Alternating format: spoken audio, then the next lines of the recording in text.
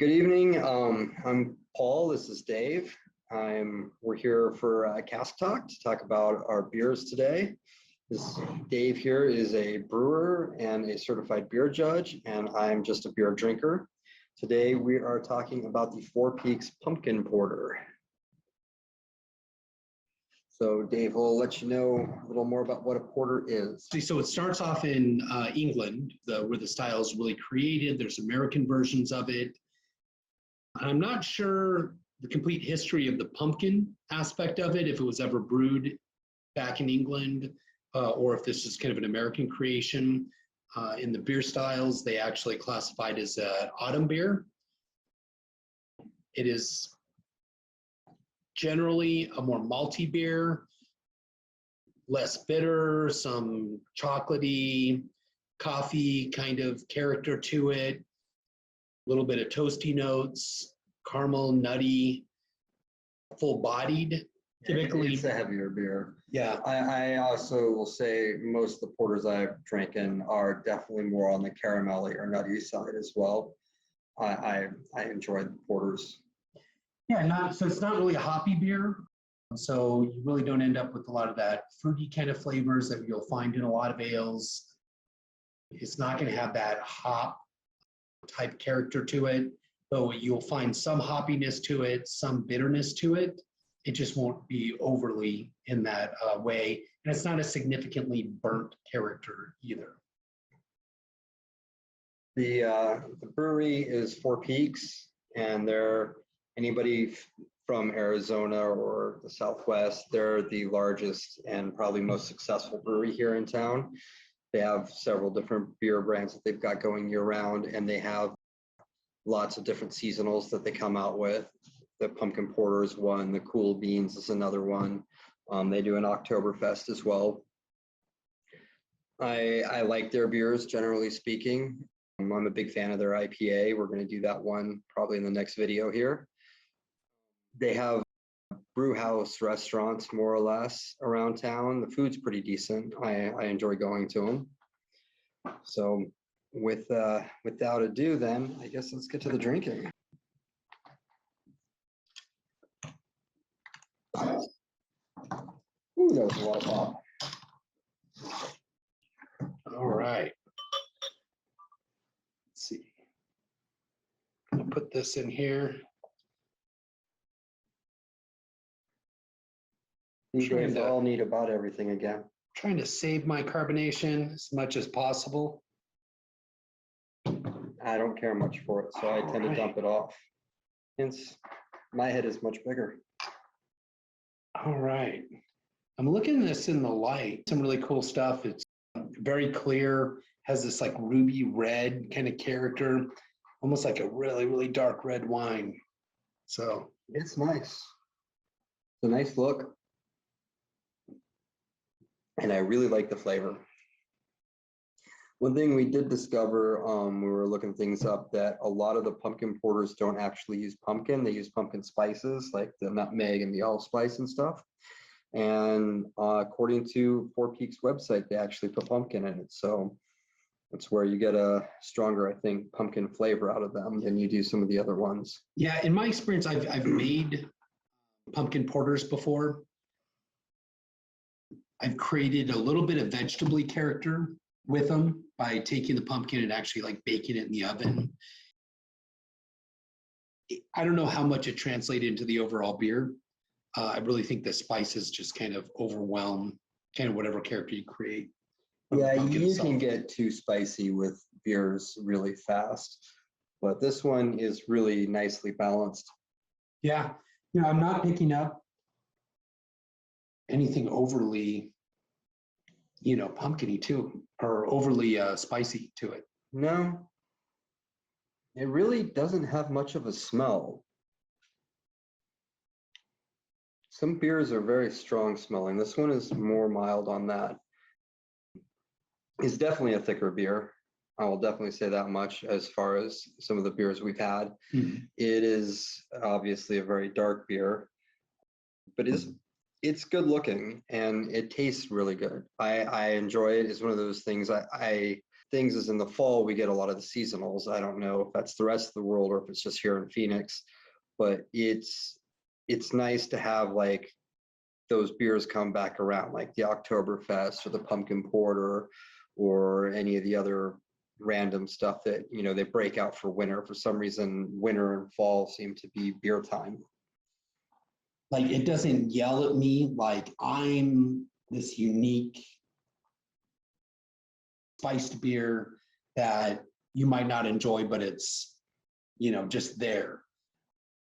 Like, it doesn't seem like it's like a gimmick to me, that when I'm drinking it here and just my immediate impression that someone's general palate who isn't looking for some of these kind of characters probably wouldn't pick it up. It is a good beer. And the thing is, like, the nutmeg, I can tell it's there, but it's not something that's forward in the taste. You kind of have to like think about it when you're drinking it as, am I tasting this? Am I tasting that? Because nothing is too strong, but overall, it's very subdued, but very well done. I enjoy this beer a lot. I think it's moderately to high carbonated. I'm actually tasting a little bit of a carbonic bite to it, which I know that you're not a big fan of. That's why I dumped mine off. Yeah, so you probably lose a little bit of that, but I'm picking that up in it. It kind of has a little bit lighter character than like a homebrew type style. And a lot of this is just the commercialization of beers. What you'll have is things like wheat and rice and other sugars, corn sugars that are mixed into your overall approach to brewing because they're cheaper sugars than using malts. Malts typically are more expensive.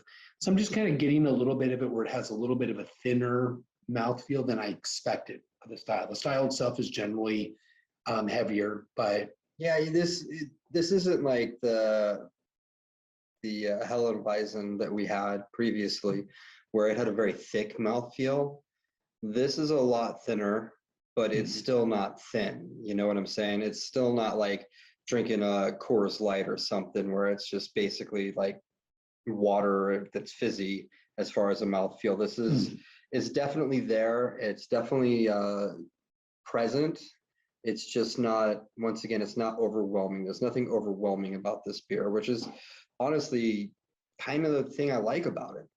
Well, I think that's what they're shooting for. They're shooting for something that is easy to drink, which I believe it is.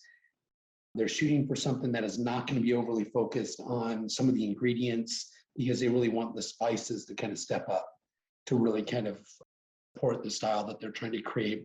And I think the spices are a little bit on the low side, you know, in my opinion on it, that it could be a little bit more, you know, allspice and nutmeg and these kind of things that we expect out of a pumpkin beer.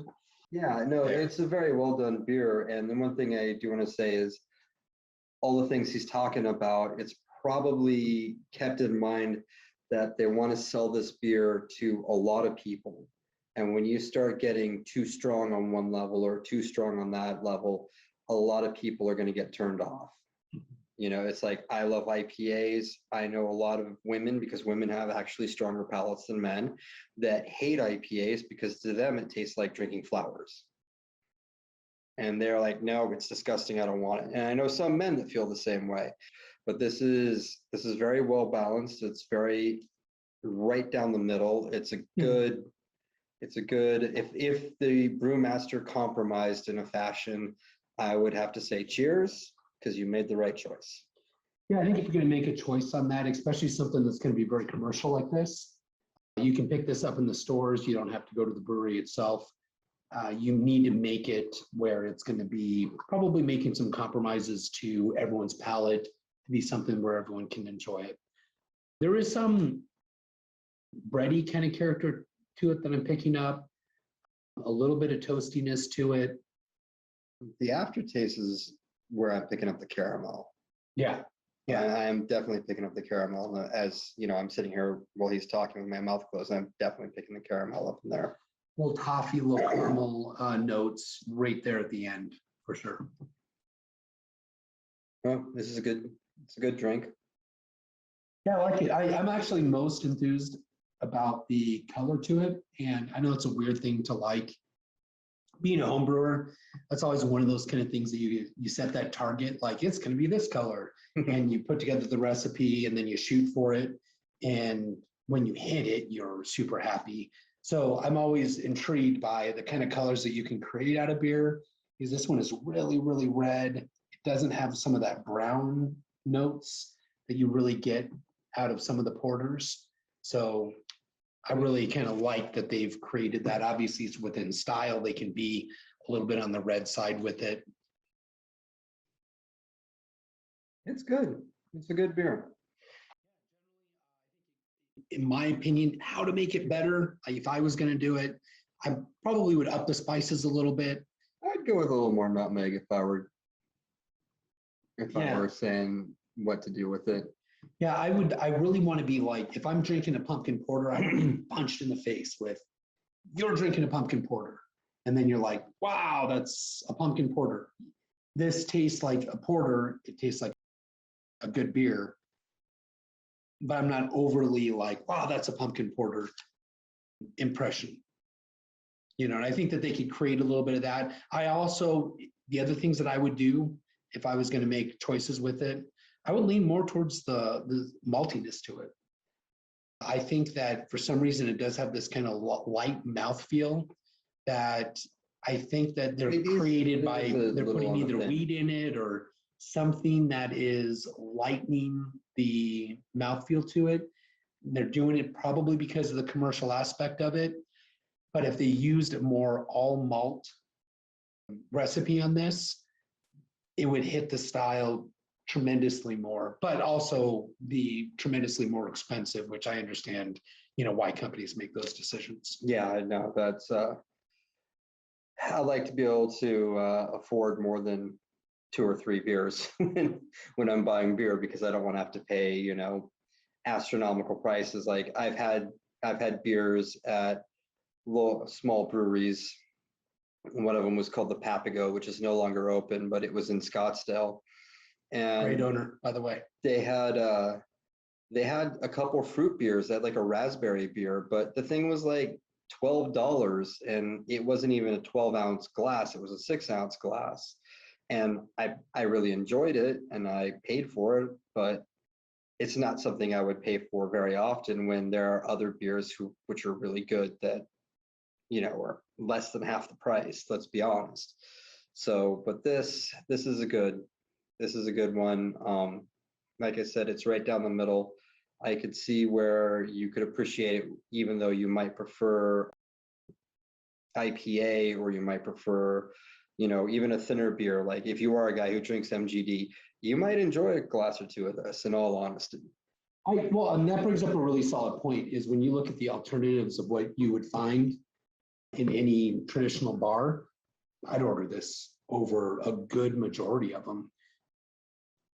So I really enjoy drinking it. And I think it's far superior than a lot of the beers that you'll find on tap in most common pubs. Yeah. So I certainly enjoy it. I recommend pick up Four Peaks Pumpkin Porter. Give it a try. We would love to hear your opinions in the comment section below on any of our social media. Please follow us, like the video, subscribe. We are going to try to put out content here on a regular basis. Let us know what you guys think. Also, make suggestions. If you guys have a beer or some sort of style, there's something you love, if you've got a cider even, or maybe even a whiskey that you really think is fantastic, you know, it's Cask Talk. It comes out of a cask. We'll talk about it. But anything, you know, let us know, as long as we can get it without having to like order it and wait for 2 weeks for it to come to the door.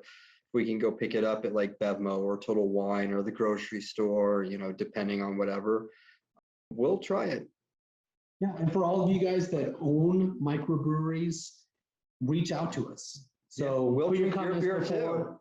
We would love to, we want to do some on-site activities, come down actually to your pub or bar and do a recording right there. So we would love an invite. If you know anyone, share it with them, and we'd love to hear from them as well. All right. Otherwise, Have a good evening. cheers.